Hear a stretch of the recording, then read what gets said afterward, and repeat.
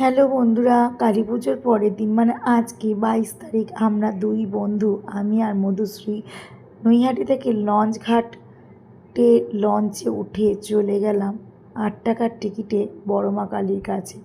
দেখো নৈহাটি বড়মা কালীর এই যে ব্রিজটা, যেখান দিয়ে সবাই ফেরিঘাট দিয়ে যাচ্ছে।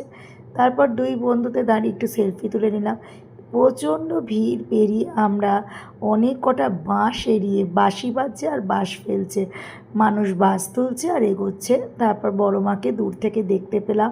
তারপর ধীরে ধীরে আস্তে আস্তে ভিডিও করতে করতে বড় মা দর্শন করলাম।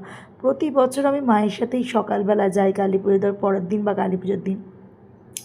এবছরটা একটু অন্যরকম। 2025 সালে আমি গেলাম মধুশ্রীর সাথে বড় মা কালী দর্শন করতে।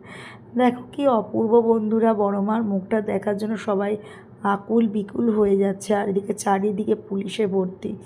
ভিড়টা শুধু দেখো, বড় মাকে দর্শন করবার জন্য মানুষ কত কষ্ট করে দূর দূরান্ত থেকে এসেছে। এরকমও মানুষ ছিল যারা শ্রীরামপুর, বালি, হাওড়া, অন্যদিকে বর্ধমান, নৈহাটি, এইসব লোকাল লোক ছাড়া তো দূরের লোক ছিলই। প্রচুর লোকে মাকে দর্শন করবার জন্য এসেছিলো শুধুমাত্র মুখটা দর্শন করবার।